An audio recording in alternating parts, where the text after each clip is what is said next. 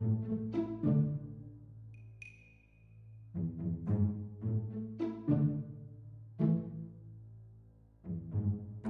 talk about self-driving cars.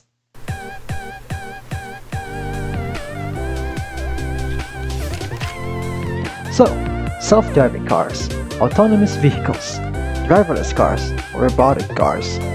They go by a lot of different names, but what exactly are they? Well, to simplify things, a self-driving car is a type of vehicle that is capable of sensing its environment and moving safely with little or no human input. These types of autonomous vehicles achieve this functionality by utilizing the various combinations of sensors, cameras, radar, and even artificial intelligence to travel between destinations, all without a human operator. Companies developing and testing autonomous cars include BMW, Ford, Google, Tesla, and Volkswagen. Though still in its infancy, self-driving technology is becoming increasingly common and could radically transform our transportation system, and by extension, our economy and society. For instance, the scenarios for convenience and quality of life improvements are limitless. The elderly and the physically disabled would have independence. If your kids were at summer camp and forgot their bathing suits and brushes, the car would bring them missing items. Now let's talk about the history of self-driving cars.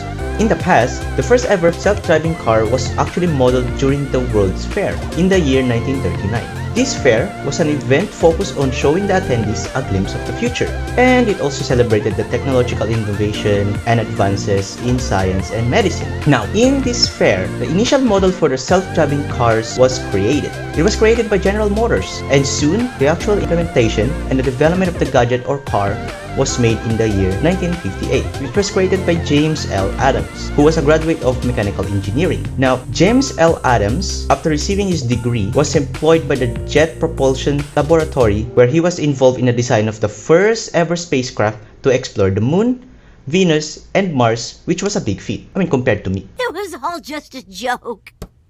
At the time, James Adams, the cart, on quotation marks, invention only had 4 small bicycle wheels with electric motors that was powered by a car battery, and it carried a television camera that can only face in front. This cart was also connected to a very long cable to a controller or a console with a television screen and controls for moving and handling the acceleration of the cart. As you can probably tell, this doesn't really sound like a self-driving car. Why is it connected to a wire? Why are people controlling it? So it doesn't really sound like a self-driving car yet.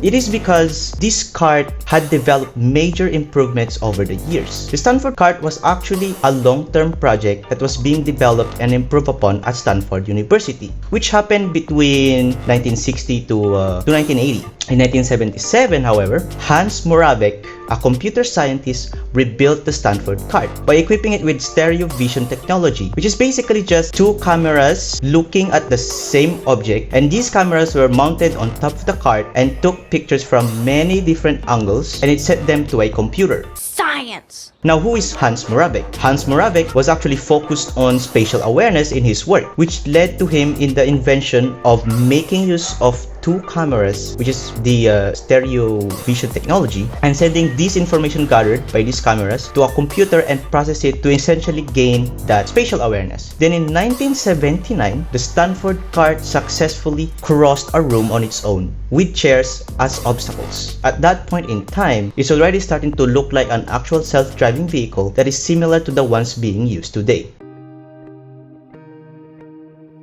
Self-driving cars have benefited its owners who have a much more pleasant experience on the road due to a number of its features. One of these features is the ability to control its lane safely with its ability to monitor its distance from the lane markers, road edges, and adjacent vehicles. Not only that, but the driver and his passengers can also be wary of cars ahead of their vehicle. Through its adaptive cruise control that tries to keep a safe distance from the vehicle ahead. It can even halt itself in its tracks if it senses that it will collide with something, with its automatic emergency braking system. With the aid of the light detection and ranging feature, it is also able to determine the distances and identify objects. To top it all off, The crucial feature of detecting road signs through sensor data is probably a huge feature that further cements its status as a fully driverless car, though it is still subject to research and development. The reason why self-driving cars have all these features associated with it is because it utilizes a wide variety of software and hardware, such as sensors, cameras, machine learning, powerful processors, and complex algorithms. After all, these cars are trained with the goal to not be as good as humans, but better than them, which means no human intervention, and thus, no human error. Did you know that at least 94% of all vehicle crashes are caused by human error? Come on, somebody crash! Self-driving cars need all this equipment, in particular its sensor, to make a 3D map of its surroundings, to know where an object is, which is used in tandem with the built-in GPS unit and inertial navigation system, of course. And more importantly, how far away it is, by, get this, calculating the speed of light returned from these objects. There are many different types of sensors with different functions, but all working together, which include blind spot monitoring, forward collision, radar, camera, lidar, and even ultrasonic sensors. A lot of times, there's more than one of these things in case one of them fails. Determining its surrounding environment is only half the battle for self-driving cars to make the best decisions. But what about determining changes in its surrounding environment? They use cloud computing for this, which helps in determining things such as the environment's traffic level, weather condition, and surface condition. This does mean, however, that self-driving cars must be constantly connected to the internet, even if the car is able to determine these things using edge computing instead. Although the previous generation has been very optimistic about the pursuit of self-driving cars, making claims such as being permanently backseated by 2015 or having level 4 cars by 2020, these bold claims have been rather too optimistic, admittedly. But that doesn't mean we haven't made any progress. Computer vision, a feat that was very hard to do before, and the necessity for self-driving cars, is almost child's play for experts today. It is more normative now than before to feed the self-driving cars billions of hours of car footage using machine learning to teach it, which is a feat that produces one of the smartest AI out there. Just a few years ago, cars were then able to park and speed up on their own. Today, there are a significant number of semi-autonomous cars that you can purchase and drive. So while 100% autonomous cars are not yet available to us, and admittedly we don't know when they will be, cars with technology considered to be its building blocks, fortunately are.